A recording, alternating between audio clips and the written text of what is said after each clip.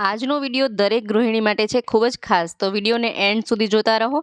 અને જો વિડીયો પસંદ આવે તો વિડીયોને લાઇક કરજો અને ચેનલને સબસ્ક્રાઈબ પણ જરૂરથી કરજો.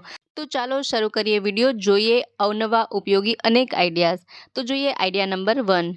તો જ્યારે આપણે બટેકા બાફીએ તો બટેકા ગરમ હોય તો તેને ફોલવામાં આ રીતના આપણે હાથ દાજતા હોય છે, આ રીતના આપણે ગરમ લાગતું હોય છે. તો આ બટેટાને તમે ઇન્સ્ટન્ટ કઈ રીતે ફોલી શકો, તો એ માટેનો આઈડિયા જોઈ લઈએ. તો તેના માટે તમે ચાકુનો ઉપયોગ કરી શકો. જુઓ, આ રીતની જે ચાકુ હોય ને તેનો ઉપયોગ કરી શકાય છે. આ રીતે બાફેલા બટાટામાં આ રીતે ચાકુ લગાવી દઈએ તો આ રીતે સરળતાથી બટાટાની છાલ કાઢી શકાય છે.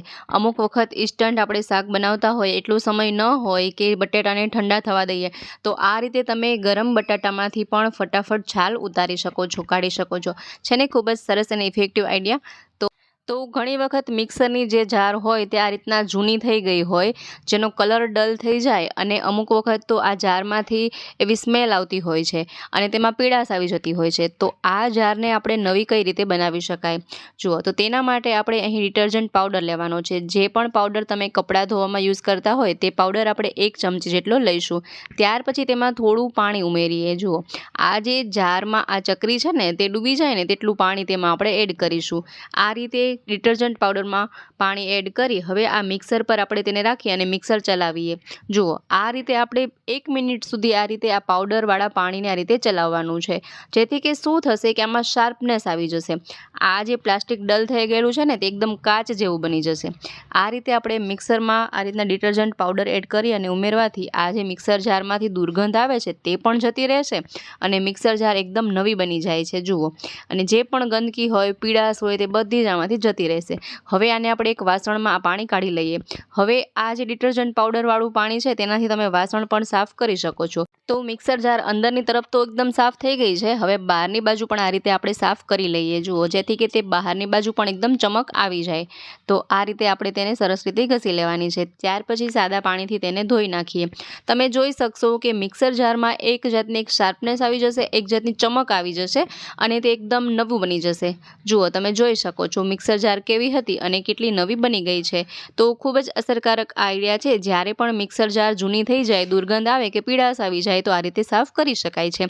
ત્યાર પછી જોઈએ નેક્સ્ટ આઈડિયા. તો આપણા જે ડેઇલી વ્યુઅર્સ છે, સબસ્ક્રાઈબર છે, તેમની કમેન્ટ હતી કે વોશ બેસિન કઈ રીતે સાફ કરી શકાય, આ રીતના ડાઘ લાગી ગયા હોય તો કઈ રીતે સાફ કરી શકાય તે જણાવો. તો જુઓ, અહીં જે આ વોશ બેસિન છે ને તેમાં તેજાબના એટલે કે એસિડના દાગ લાગી ગયેલા છે. ઘણી વખત આપણે હાર્પિકથી પણ સાફ કરીએ ને તો હાર્પિકના પણ આ રીતના ડાઘ થઈ જતા હોય છે, જે સરળતાથી નીકળતા નથી. તો આ રીતે આ એસિડના ડાઘ કે હાર્પિકના ડાઘ કાઢવા ખૂબ જ અઘરા થઈ જતા હોય છે. આ રીતની જે સ્ટીલની સિંક હોય તે બગડી જાય છે. તો તેના માટે આપણે અહીં પિતાંબરી પાવડરનો ઉપયોગ કરીશું. આ રીતનો પિતાંબરી પાવડર માર્કેટમાં સહેલાઈથી મળી જાય છે. અને ત્યાર પછી તેની સાથે લઈશું આપણે એક લીંબુ. હાફ લીંબુ આપણે લેવાનું છે. તો આ રીતે આપણે અડધું લીંબુ લઈશું અને હવે આ પિતાંબરી પાવડર છે તેને આ રીતે કટ કરી અને 1 ચમચી જેટલો પિતાંબરી પાવડર આપણે લઈશું. જુઓ, ત્યાર પછી આ પાવડરને આપણે આ સિંક પર આ રીતે આપણે વેરી દઈએ. જુઓ, ફરતે આ રીતે આપણે તેને વેરી દેવાનું છે. જુઓ, ત્યાર પછી આ જે લીંબુ છે ને તેનાથી આપણે તેને ઘસીશું, રબ કરીશું. અથવા તો તમે લીંબુનો જે રસ હોય ને તેને પણ ડાયરેક્ટલી કાઢી અને તેનાથી પણ રબ કરી શકો છો. આ રીતે જુઓ, થોડું પ્રેસ કરતા જઈએ ને લીંબુ તો તેનો રસ પણ નીકળશે અને સરસ રીતે તે સાફ પણ થવા લાગશે. અથવા તો આ રીતે આપણે એકસાથે પહેલાં લીંબુનો રસ કાઢી નાખીએ. ત્યાર પછી આ જે વોશ બેસિનમાં આ જે સિંકમાં જે ડાઘ લાગી ગયેલા છે ને તેના પર આને આપણે ઘસવાનું છે. જુઓ, આ રીતે આપણે થોડીવાર માટે તેને ઘસીએ. અને જો લીંબુની ફાડને બદલે તમે આ રીતનું સ્ક્રબર હોય ને તેનો પણ ઉપયોગ કરી શકો છો, જેથી કે તે ફટાફટ સાફ થઈ જાય. તો આ રીતે આપણે તેને ઘસવાનું છે. આ રીતે સાફ કરવાથી થોડો સમય તો લાગી શકે છે, પણ ઝીંક એકદમ નવા જેવી બની જશે. જુઓ, તો અહીં મને આ ઝીંક સાફ કરવામાં લગભગ 10 મિનિટ જેટલો સમય લાગેલો હતો. અને મિત્રો, જો તમારા પાસે પણ કોઈ એવા આઈડિયા, કોઈ ટિપ્સ, કોઈ હોમ ટિપ્સ, કિચન ટિપ્સ હોય, તમે જાણતા હોય તો તમે કમેન્ટ બોક્સમાં મારી સાથે શેર કરી શકો છો. અને તમારું નામ સહિત નેક્સ્ટ વિડીયોમાં હું એ આઈડિયા, એ ટિપ્સ જરૂરથી શેર કરીશ. તો તમે પણ આમાં આઈડિયા જણાવી શકો છો. અને આ જે એસિડના ડાઘ હોય, તેજાબના ડાઘ હોય તો તે એટલી સહેલાઈથી નીકળતા નથી. તો તેને થોડું આ સ્ક્રબરને પ્રેસ કરી અને વધારે વજન દઈ અને આપણે એને સાફ કરવું પડે છે. તમે સ્ક્રબરની બદલે આ રીતનો વાયર હોય તેનાથી પણ સાફ કરી શકો છો. જુઓ, આપણે એકદમ નવા જેવી અહીં સિંક બનાવી દેવાની છે અને વચ્ચે આ રીતે થોડું પાણી આપણે આ રીતે છાંટી અને જોઈ લેવાનું છે કે એકદમ દાગ જતા રહ્યા છે કે નહીં. છતાં પણ જો આછા દાગ દેખાતા હોય તો ફરીથી આપણે પિતાંબરીનો ઉપયોગ કરી શકાય. આ રીતે થોડી પિતાંબરી પાવડર ફરીથી છાંટી અને ફરીથી તમે એને સાફ કરી શકો છો. તો જેટલો તમારા પાસે સમય હોય ને તેટલી તમે ક્લીન કરી શકો છો. એકદમ ચમક આવી જશે. તો અહીં મેં 10 મિનિટ માટે આ જે છે સિંક એને સાફ કરેલી હતી, છતાં પણ ખૂબ જ સરસ રિઝલ્ટ આવેલું છે. તો ચાલો હવે આપણે તેને પાણીથી સાફ કરી લઈએ, જોઈએ રિઝલ્ટ. જુઓ, તો તમે જોઈ શકો છો જે પણ એસિડના, જે પણ હાર્પિકના દાગ હતા તે બધા જ ચાલ્યા ગયા છે અને આ જે સિંક છે વોશ બેસિન એકદમ નવી બની ગઈ છે. ત્યાર પછી આપણે તેને એક કોરા કાપડથી લૂછી લઈએ. હવે હું તમને બતાવીશ બિફોર અને આફ્ટર પિક્ચર. તમે જોઈ શકો છો કે પહેલાં આ સિંક કેવી હતી અને ત્યાર પછી કેવી બની ગઈ છે. ત્યાર પછીનો નેક્સ્ટ આઈડિયા છે સ્વિચ બોર્ડને લઈને. તો આ રીતે જ્યારે સ્વિચ બોર્ડ એકદમ ગંદુ થઈ જાય તો તેને સાફ કરવું ખૂબ જ અઘરું હોય છે. અહીં મેં આપને એ રીતનું સ્વિચ બોર્ડ બતાવ્યું છે ને કે જે ઘરમાં સૌથી ગંદામાં ગંદુ સ્વિચ બોર્ડ હતું ને તેનો મેં આઈડિયા બતાવ્યો છે, જેથી કે તમને સરસ રીતે સમજાવી શકાય. તો તેના માટે આપણે કોઈ પણ એક જૂનું બ્રશ લેવાનું છે અને તેમાં થોડી કોલગેટ લઈશું. કોલગેટ તમારા પાસે જે પણ તમે ટૂથપેસ્ટ વાપરતા હોય ને તેનો તમે ઉપયોગ કરી શકો છો. ત્યાર પછી આ રીતે બ્રશમાં કોલગેટ લગાવી અને સ્વિચ બોર્ડ પર આ રીતે આપણે ઘસવાનું છે. તમે જોઈ શકશો કે થોડી જ વારમાં જે પણ ચિકાસ, ગંદકી, મેલ હશે ને તરત જ નીકળી જશે. હા, તો આ રીતે તમે બ્રશમાં પેસ્ટ લગાવી અને સરસ રીતે આ સ્વિચ બોર્ડ સાફ કરી શકો છો. જુઓ, તમે જોઈ શકો છો. ત્યાર પછી થોડું બ્રશ પાણીવાળું કરી અને સાફ કરી લઈએ. એક વાતનું ખાસ ધ્યાન રાખવાનું છે કે જ્યારે આપણે સ્વિચ બોર્ડ સાફ કરીએ ને ત્યારે જે ઘરની લાઇટ હોય ને તેને ઓફ રાખવાની છે. મેઇન સ્વિચ હોય ને તેને આપણે ઓફ કરી દઈએ, ત્યાર પછી જ સાફ કરીએ, જેથી કે શોર્ટ સર્કિટની બીક ના રહે. ત્યાર પછી જોઈએ નેક્સ્ટ આઈડિયા. તો ઘણી વખત અમુક કડાઈ એવી જૂની થઈ ગઈ હોય ને કે જે ખૂબ જ ગંદી થઈ ગયેલી હોય, આ રીતે તે કાટી ગઈ હોય અથવા તેમાં ખૂબ જ મેલ જામી ગયો હોય, બળી ગઈ હોય, તો આપણે આજે આ જૂનામાં જૂની જે કડાઈ છે ને તેને પણ સાફ કરીશું. તેના માટે 1 ચમચી આપણે મીઠું લઈશું અને તેમાં અડધા લીંબુનો રસ એડ કરીશું. જુઓ, આ રીતે આપણે તેમાં રસ ઉમેરીએ. ત્યાર પછી આપણે તેમાં અડધી ચમચી જેટલા સાજીના ફૂલ ઉમેરીશું. આ ત્રણેય વસ્તુને મિક્સ કરી અને આ રીતે આપણે તેના પર ઘસીએ. જુઓ, ફરતે જ્યાં પણ આ જે કડાઈનો ભાગ બળી ગયેલો છે ને જે તેના પર લગાવી દઈએ. તમે જોઈ શકો છો અને તેને થોડીવાર માટે ઘસતા રહીએ તો તે સરળતાથી સાફ થઈ જશે. અને આ એટલી જૂની જે ગંદકી છે ને કે તે ઘડીકમાં કાઢવી અઘરી છે. તો જુઓ, તમે તેના માટે આ રીતનો દવાનો જે કાગળ હોય ને આ રીતનું, તો તેનો પણ ઉપયોગ કરી શકો છો, જેથી કે આપણે સરળતાથી તેને આ રીતના આમાંથી કાઢી શકાય.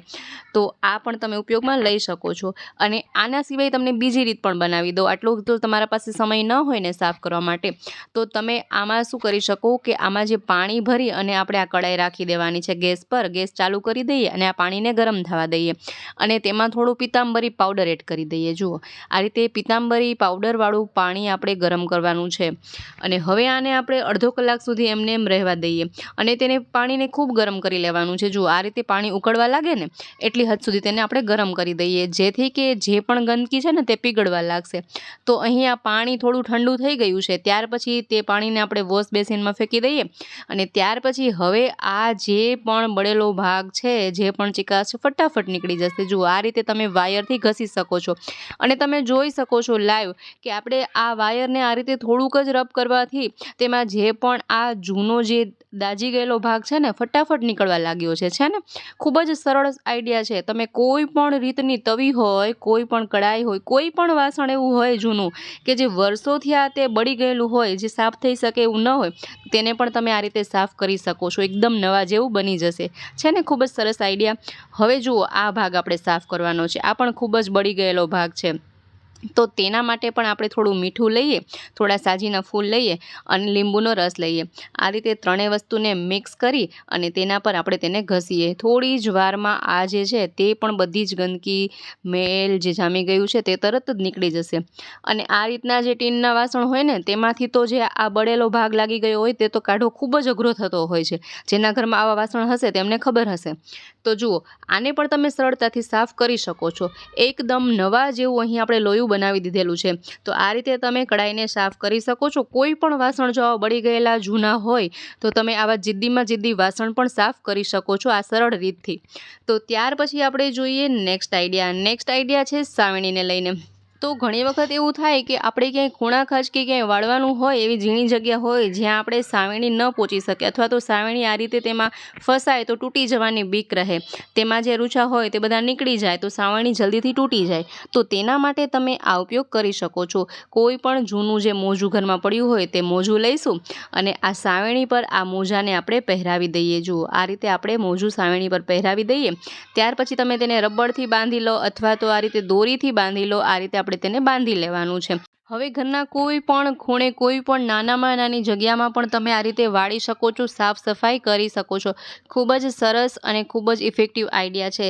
જ્યારે પણ હવે કોઈ જગ્યા એવી હોય જે સાવેણી ન પહોંચી શકતી હોય તો આ રીતે તમે સાવેણીને પહોંચાડી શકો છો. તો મિત્રો આશા રાખું છું આ દરેક આઈડિયા તમને ખૂબ જ પસંદ આવ્યા હશે. કયો આઈડિયા તમને વધુ પસંદ આવ્યો મને કમેન્ટ બોક્સમાં જરૂરથી જણાવજો.